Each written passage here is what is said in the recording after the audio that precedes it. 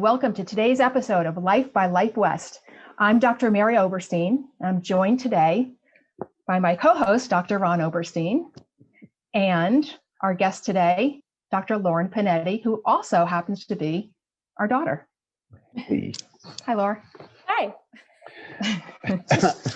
Well, it certainly is interesting having the three of us on this webcast together, but it's great to see you, Dr. Lauren. And, I know, Lauren, you graduated, right, in 2014, and you did your undergraduate work at Arizona, kind of know when you wanted to be a chiropractor. I think that for our audience to know, I believe the first inkling we had that you wanted to be a chiropractor was at 4 years old in preschool when you brought a paper home that had you standing by an adjusting table, adjusting people's stick figures.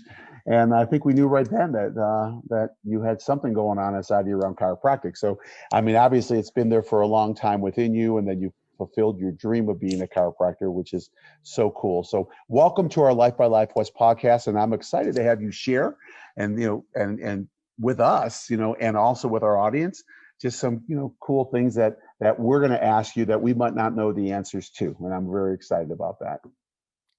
Sounds good. I'm excited too. Right. And just to let you know, she wanted to be a chiropractor, but Lauren, I don't even know if you know this. You wanted to be a bumblebee chiropractor at first. Oh, that's what it was. Yeah. Yeah. So that was at first, and then you kind of evolved. But let's just get started. So why don't you tell the audience, just talk about your path, after graduation. We'll start there. Your path to your first practice, I'll call it. So, after graduation, me and my fiance at the time, my husband now, we moved to San Diego, where you guys had a long-standing practice, and you had a whole half of an office that was empty. So we moved to San Diego, and we knew we were going to use that space. And we kind of decided to, because there was two of us, one of us was going to start building a practice inside the practice, and the other one was going to work as your associate. And that really truly was a blessing, because when you start a practice from scratch, there's typically not a lot of money coming in. So we were able to pay our bills while still starting a practice from scratch, and, starting a practice from scratch, 3 months after graduating. So, we didn't really know a whole lot. And that was kind of how we started that first practice. Yeah, and nothing was given to you. I mean, you guys literally just kind of dove in. I remembered a little differently, I will say that. My memory, which could be wrong because you know me for, whatever, how many years, but you both worked for us. You split shifts. That's right. Yeah. Working for us. And when one was working for us as the associate, we had two half associates, right? And the other one was out building the practice and then out seeing patients and doing that. Yes. And I remember at a certain time period, and Mary, I'm not sure when it was it after 9 months or something like that, or whatever it was, you guys said, we need to have a conversation. And so we said, okay, how about Sunday after dinner? We had a Sunday night dinner, and then we had the conversation, and you were we went into the family room, and you guys looked at us like you were going to tell us something, that we didn't want to hear. And you said, it's time that we do our own practice in the office because we're just getting too busy, Yeah. Yeah. That was 6 months. 6 months. Mm-hmm. And I don't know if you know this, Lauren, but we were going to have a conversation with you guys that same night, right? And we were going to say, we think it's time that you guys go on your own side and do that, right? And when you said that, we secretly looked at each other and went like this, like we didn't have to break the news, So absolutely. It was tricky. It was a little tricky for us having both of you work different shifts. Oh, for sure. And it was coming in. It was tricky for us too, because especially towards that, right before that conversation, I'd be doing the associate position. Yeah. So physically I was doing the associate position, but here I was focused on our practice, and, did I remember to tell Matt what was going on with so-and-so, or, I got to get on that networking. I got to make it to this networking meeting. So once I started having those feelings, and Matt did too, we both were like, okay, it's not fair to our practice, and it's not fair to you guys to not be in it 100%. So yeah. And then what happened? So obviously, you grew a really great practice in San Diego, right? Yeah, we did. And then we got married, and then shortly after that, I got pregnant, and I was so sick that first part of my pregnancy that I couldn't even go into the practice. And me and Matt had been doing kind of like, he would be there for some shifts and I'd be there for some shifts, but we both saw all of the patients and I couldn't even get off the couch. I'm sure you guys remember, obviously, because you brought me lots of food. And so I kind of stepped back during that. And then middle of my pregnancy, I came back a little bit. And then once it was towards the end of my pregnancy, once again, I was like, you know what, I'm just going to take time to focus on me and this baby, and feeling good up until the end. And we had a beautiful baby boy. And right before I gave birth to Braxton, me and Matt decided that we were going to move to Denver. That was where his family was. And he had always, pictured raising a family there, and I was on board. And so we had Braxton, and then we were immediately starting to plan for our move. And we moved to Denver when Braxton was about 9 months old. Mm-hmm. So we left the practice and moved to a whole new state, a whole new city, started from scratch, zero, and built another practice here, which is our practice right now, Prime. And that's where we're at right now. Yeah. Yeah. And I got to tell you, we were 99% so excited for you to go to Denver, right? Because we knew that was your dream and that was your path. I think the 1% was, having Braxton leave. You guys, totally fine. Yeah. I would say you. I'd say it was more like 80. I was 80% excited. I think you're about 40% excited. But I will interject here. We went from, because Ron, right around that time when Lauren's pregnant is when you took the job at Life West. So you left. So we went from a 4-doctor office with an associate to Lauren not feeling good, you leaving, to a 2-doctor office with an associate, which that was a little tricky. So we've seen a lot of people. Well, Lauren, let me ask you a question, because you know what, I think our viewers would like to know this. You started a niche practice. I mean, you've always had a family practice, and when you were in San Diego and working out of our office, you had everyone just coming in, right? But you decided with after Braxton to have a niche practice, right? Yes. And so I'd love for you to share with our audience what your practice is like right now and that niche practice. And, and obviously you've had a second child recently in this past November, but talk about the nicheness of your practice, if that's a word. I just made it a word. And how that evolved and what it works like and what it looks like and how it works and all that kind of stuff. Yeah. So when we moved here, like I said, Braxton was only about 9 months old, and I had never left him before. And, I was going through this big transition of moving and starting a business from scratch and leaving my family and having this baby.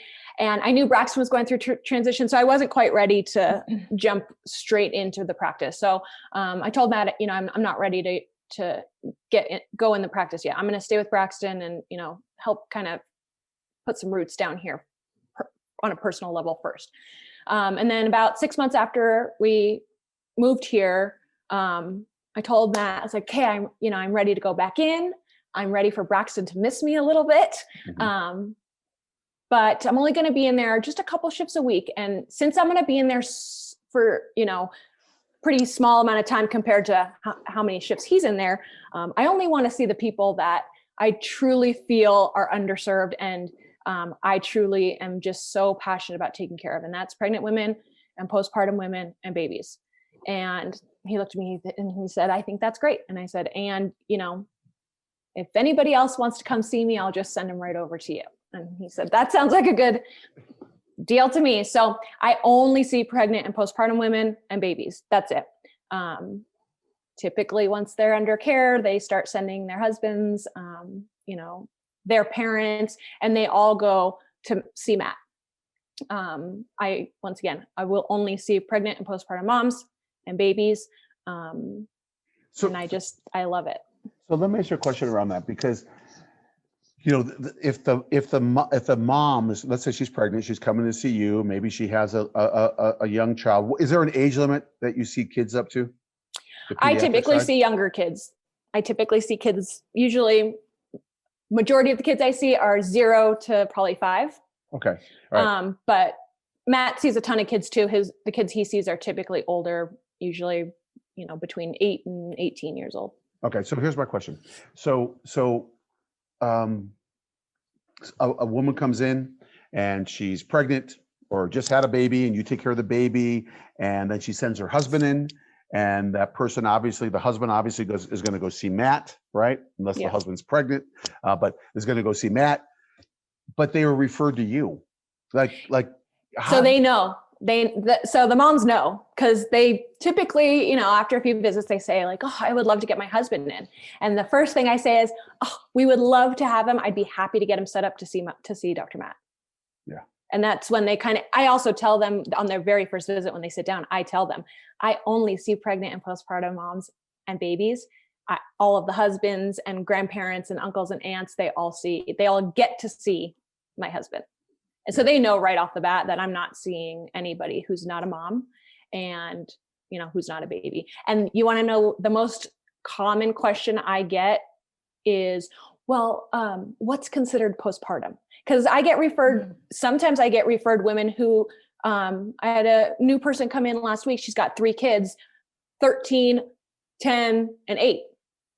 And she's like, yeah, I didn't know if I could come see you because I'm not postpartum. And I looked at her and I said, have you given birth? And So she kind of was like, yeah. And I was like, I don't know what the the definition of postpartum is whatever it is. In my book and in my practice, the definition of postpartum is once postpartum, always postpartum. Right. So Lauren, if a woman comes in who's never had kids, would you refer them to Matt? Yes. Okay. Typically. So that's the other thing. My practice is like 100% word of mouth. So I don't do any online marketing. Honestly, 90% of my business comes from Facebook moms groups. And I did not think that, I didn't plan for that. I didn't even know that was a way to build a business. But I only take care of moms. And if you are not a mom in 2021, I'll let you know that there are millions of mom Facebook groups for your state, for your city, for your neighborhood, for your street, whether you're a crunchy mom, whether you're a natural minded mom. Yeah. I mean, these are all Facebook groups. And so I take care of only moms, and they're part of these Facebook groups, and people write in these Facebook groups, hey, I'm pregnant, I'm looking for a chiropractor. Hey, I just had a baby, I'm looking for a chiropractor. And my practice members go on and say, you have to go see Lauren at Prime. Yeah. And so typically I don't get referrals for women that aren't pregnant or postpartum. And even when I do, typically the person who is referring them will ask me, they'll say, I really want to send my friend, so-and-so to you. She's not pregnant, she's not postpartum. And I usually go, I would love to see her, but it'd be better to just put her on my husband's side so that I have room on my schedule to see the people that I need to see. Well, I think this conversation is so important because in our practice, for those 30 years, people have asked us, did you have a pediatric practice? And I used to think this, how can you have a pediatric practice? Yes, we took care of a lot of kids, but their parents came in with them. Right. So had I, like me personally, I cannot speak for Ron, but had I known this was an option, I would have hands down done this, because I loved taking care, and everyone knows that, I loved taking care of the babies and the moms, but I didn't know that was really an option. And so we took care of the whole family. And Ron, You could attest to that. If we were both adjusting at the same time and kids came in, I mean, I was running into the room, wasn't I, saying you get the parents, I got the kids. And I don't think I knew it was a thing either. But I think I just told Matt, these are the only people I want to see. And I figured I might as well start there. And if for some reason, my books are not getting filled and I have nobody on my tables, then I guess I'll branch out. But I figured I might as well just focus on taking care of the people I want to take care of. And I've really created a community here with midwives and doulas and, OBGYNs and lactation consultants. And, there's this whole world out there for soon to be and new moms and, just moms with small children. There's a whole tribe out there of people that can offer support. And I've made some really great personal friends as well as professional connections to really help me find those women that need support and help. Yeah, but if you, let's just say you were speaking to a group of students, right, and you're talking about your practice, or chiropractors who are looking to switch, and yet the discipline that's there is super important, and I just want to acknowledge you for that, because it's almost like an upper cervical practitioner. Someone comes in and says, "Oh, I just really want to get my low back adjusted." It's like, I can send you to someone down the street. This is the work that I do, and it works the whole spine, but I only work in one area. You have the luxury to say to somebody, "Oh, no, that's great," or "You're not a mom. That's great. You're a female, but you're not a mom. You're going to see my husband," right? Right. Kind of thing like that. So you have the luxury to do that. But, for people who don't have that luxury, because either they're going to refer out and build a practice like that, or stay disciplined, or just, what would you recommend to someone like that to get busy enough, taking care of everyone until, what would you say? I mean, it has to be in alignment with what you see, what your vision is for your practice. But if you truly want that specialty practice and have that really specific niche, I would say to just, like you said, stay disciplined, because what I have found is in having that specialty, I am literally being, referred to by medical doctors that really probably don't know what I do. Yeah. But they know that that's my specialty, so they trust me. Yeah. And so I would say, if that's truly, what you want to do, and that's your vision, I would say to just stay disciplined, and because it will grow, especially, the more it builds, and it may build a little bit slower than if you were just, taking everybody and anybody, but it's going to build, in my opinion, stronger. Yeah. And there definitely comes this reputation, and I mean, you're easily considered an expert, because essentially you are. I feel I am an expert because that's all I see. That's right. Is pregnant and postpartum and babies.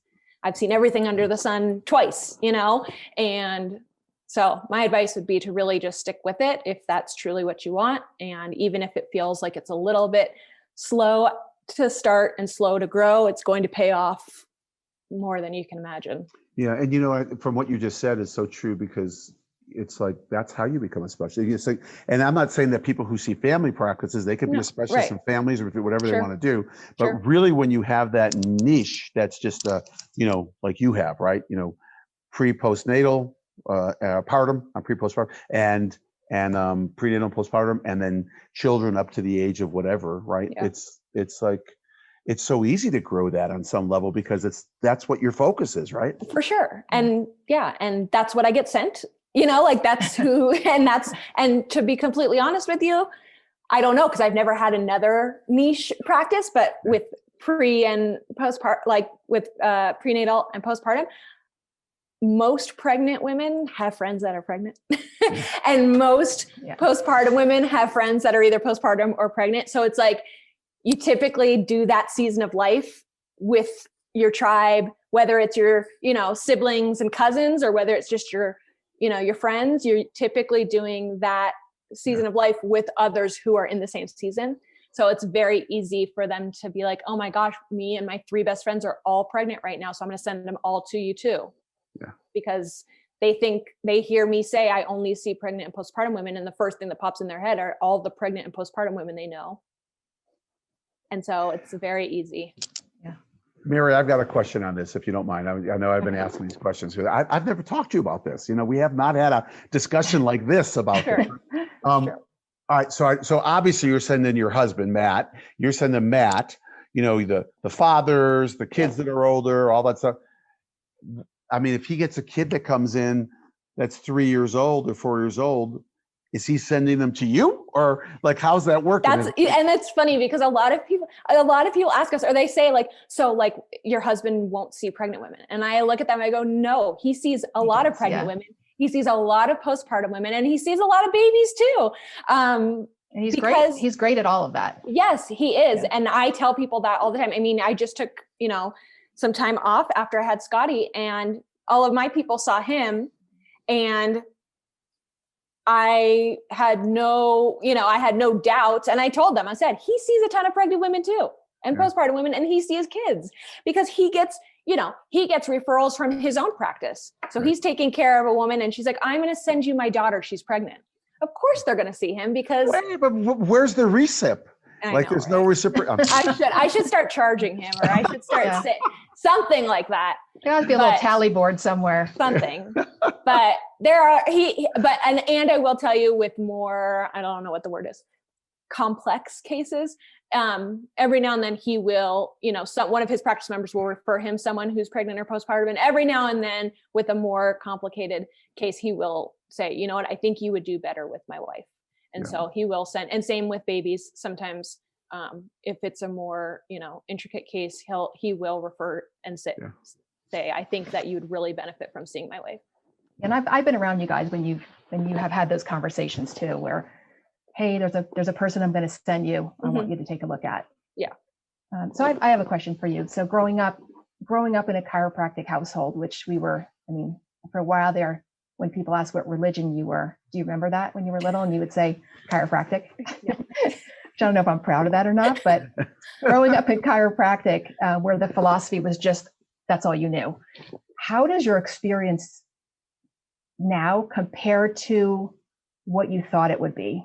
Meaning like you were ingrained in it and then you got out into the real world as a chiropractor?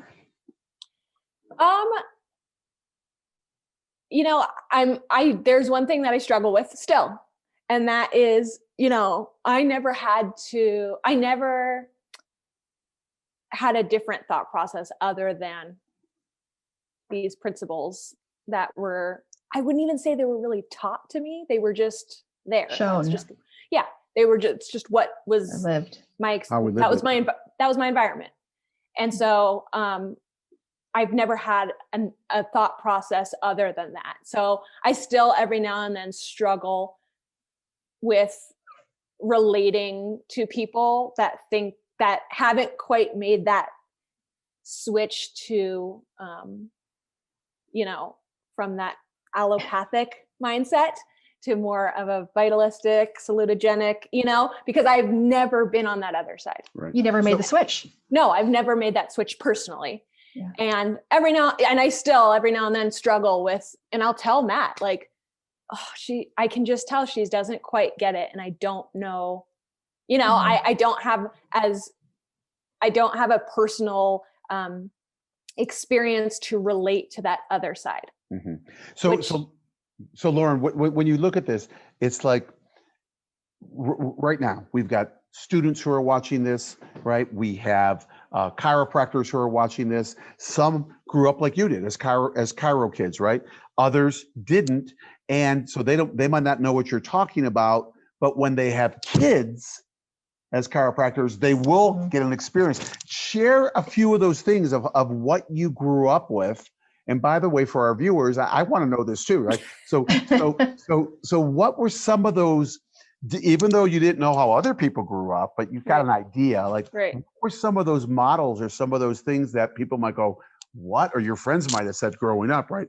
What? What are a couple of those? Well, and that's funny because I was just going to say that, although I struggle not having that other side, and I've known that I've struggled with that since I got into chiropractic school and I started talking to people about chiropractic. I'm like, and in my head, I'm thinking, you're in chiropractic school, you don't even know this. And then I realized, oh, right, because I've been learning this stuff for 22 years and this is day one of chiropractic school for you.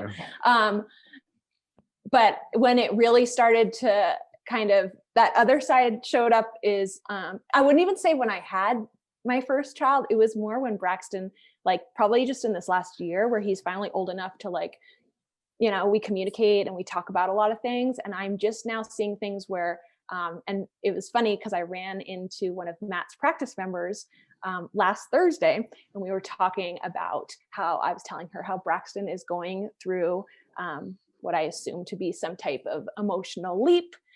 His brain is growing. He's just figuring out a lot of these emotions and coping mechanisms and like how to handle these big, big feelings. And I was like, and I told her, I was like, I feel defeated sometimes. It's hard to see like, and what I'm giving him, like the tools that I'm trying to help, like, is this even doing anything? Am I helping him? And she laughed and she said, you absolutely are. And I said, well, I hope so. She goes, no, I know you are. And I said, how? She goes, because I tell Matt all the time, you know, it would make sense for a mom to do this. And he always looks at me and he goes, yeah, Lauren does that naturally. And I had thought about it and I was like, that's interesting. And it reminded me of my childhood, of like the way that I interact with Braxton, you know, when we talk about our feelings, and, you know, he's very upset and I never, ever, ever will look at him and say, you're okay. I never say that to him. I refuse to say that to him because I don't know if he's okay. Right. And that almost makes it like it's not okay to not be okay. And I never want him to feel that way. Right. And Matt will say, where did you learn that? What book did you read? And it's like, I didn't read a book. That's just, and I feel that a lot of my parenting style and, you know, what we keep in our refrigerator and our pantry and, you know, how we talk about the body, right? Mm-hmm. And how we talk about, you know, when his friends get sick or when we fall and we get a boo-boo and we bleed, like how we talk about that is very different than probably a majority of the families in this country. And I mean, that is something that I did not have to learn how to do. Right. So I want to share with you something. We had a talk. I had a really cool podcast yesterday with Dr. Lauren Klum, right? And if you don't, most people know who Jerry Klum is. This is his daughter who grew up as a chiro kid. And when she was in high school, if you remember this, she came to San Diego. We were at some kind of a thing at Life West, and Mom and I were sitting by her and we said, what are you doing this summer? She goes, I don't know, I have nothing really. She was in high school. We said, well, come on down to San Diego. And she was like, what? And then she came, right? And she spent time with you guys and, you know, with you and your sisters, and you were 5, 7, and 9, right? And she said that she remembered something that was really crazy, like with Sydney. She said Sydney fell or did something, hurt herself, scraped her knee, whatever. She put her on the counter, put a Band-Aid on her and said, good, now your body's going to heal. And Sydney went like this. No. He said, the power that made the body will heal the body. Something like that. Meaning that now that Band-Aid's on, you're going to heal it. And Lauren was like, oh my God, a 5-year-old like growing up like that, you know? It's just interesting because, you know, the things that come out of Braxton's mouth, right? It's just like, you know, out of the mouth of babes. But I won't let you off the hook here. I want you to tell, because we got to start wrapping this up. I want you to tell our audience, you know, because some of them, their kids, if they didn't grow up as a chiro kid, their kids are going to experience this, right? Yeah. So what were some of the things that you experienced that were different than what your friends experienced, so to speak, that they might have looked at you like you had 3 eyes Well, I mean, we didn't have milk in our house. We didn't have white milk. We didn't have, cow's milk. We didn't have cow's milk, and there was no such thing as, you know, oat milk and coconut milk yet, right? We drank mostly like rice milk, and I think there was almond milk, but it was mostly rice milk. We were pretty much known for the house that didn't have milk. And then, I mean, honestly, our whole refrigerator was pretty much, everybody knew if they were coming to our house, our fridge was not going to look like theirs at all. And I mean, still some of my friends from like high school and college will still be like, yeah, anytime we weren't feeling good, you were like shoving these weird herbal remedies and vitamins. And like, that was my go-to, was like, what are your symptoms? Okay, we need to boost your immune system. You're going to take vitamin C, D, E, echinacea. And I was like 16. Yeah. And I remember walking in and one of your friends came over and had an earache. Maybe it was Camilla or someone. Yeah. And I remember you came in, you were like, Mom, do we have any garlic oil? And I was like, I don't know. I didn't ask you why. And I remember you were like, how do you press garlic? And you took it upon yourself to like, just start making garlic oil for this girl's ear. Yeah, you know? That makes sense. I mean, it's a good thing we didn't have breast milk in the house because. Well, that was later on. I think we used breast milk at some point for somebody's eye or something. Believe me. I mean, we were kind of like the Addams family on some level, you know, where for sure. Where people look with. And Lauren, I don't know if you know this, and I'm going to tell our viewers this. You know, when your youngest sister was born, when Sydney was born, you were I think you were in preschool, maybe something like that. And you know, so she was born, and then she was in preschool. You went to school the next day, or maybe it was that the day after, and you wanted to take the placenta with you to show and tell. True.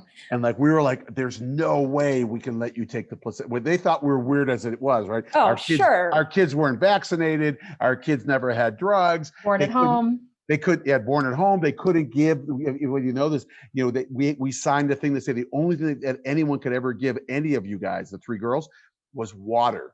That like the school nurse was water. Anything else they had to call us for, right? Because we just didn't trust how they would react.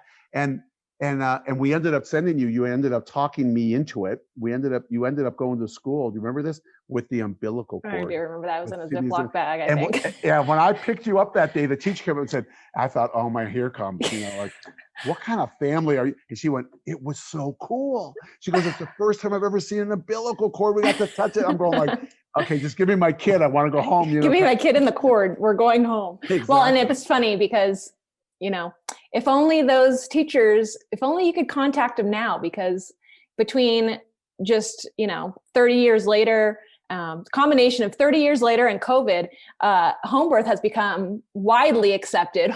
Homeschool has become widely accepted and not as strange anymore. But yeah, everybody knew that we were that family. And it's funny because I was telling Mom recently, a lot of our friends here are not chiropractors, but they have similar lifestyles to, how we live and how we raise our kids.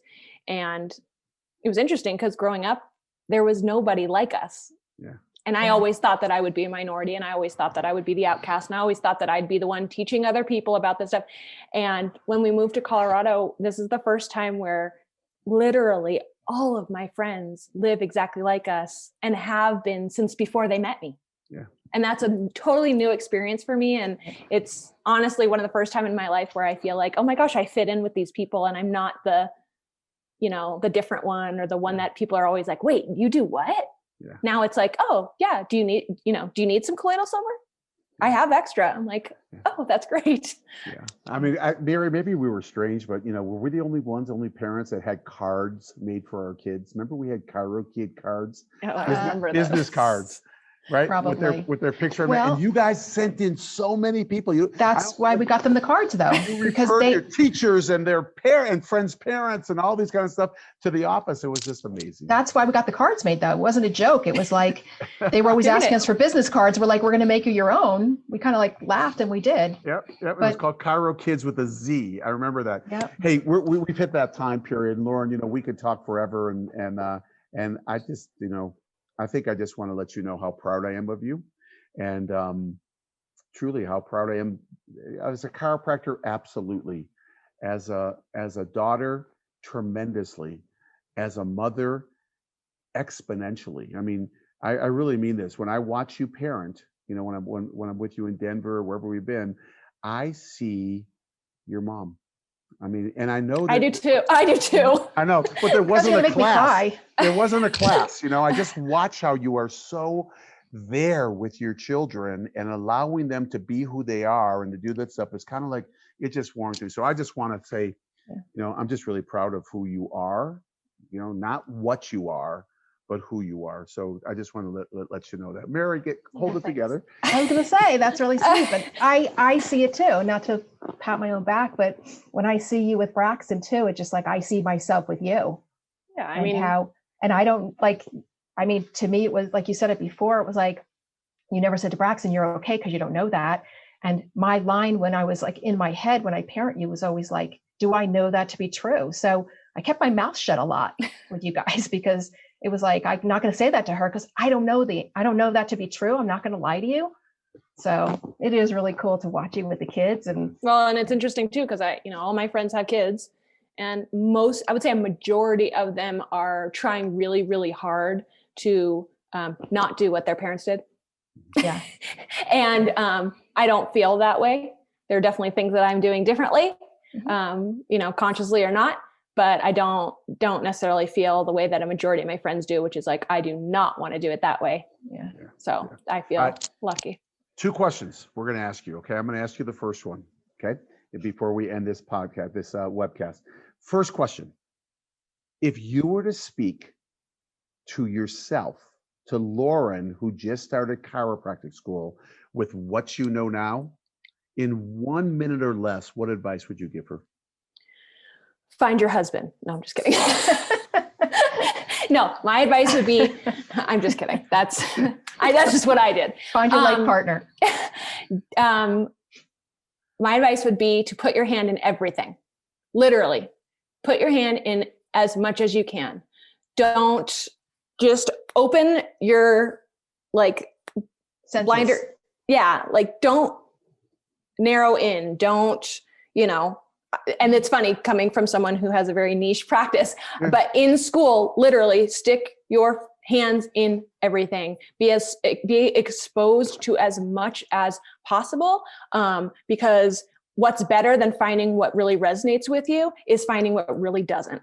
Mm-hmm. And by putting your hand in everything, you will quickly be able to figure out what does not resonate with you, which gets you closer to finding what does resonate and what does align with you. Love it.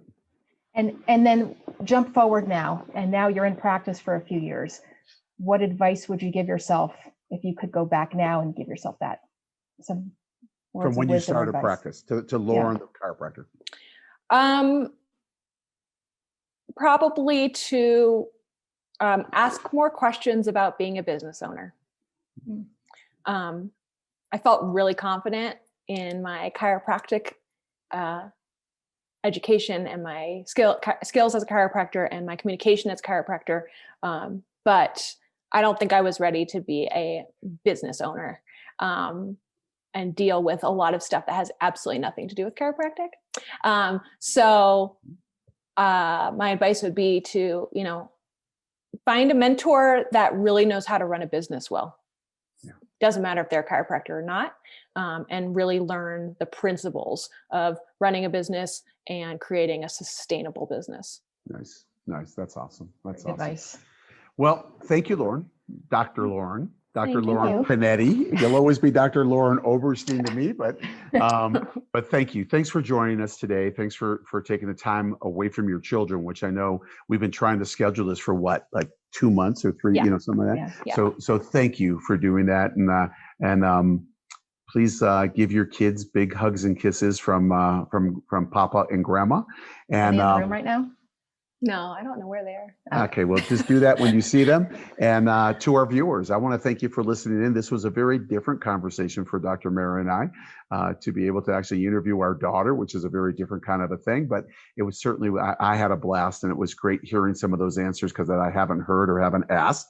And I'm sure, Mary, you feel the same way, huh? Yeah. So anyways, so thank you. And please come back again to our Life by Life West. We'll be giving these, be putting these out every other week, I believe is how they go out. And then we have the Life Leadership line go out the opposite weeks. And just know that, if you're a chiropractor and you're not a chiro kid, your children will be chiro kids. So, there's so much to learn, so much to give, and so much to do.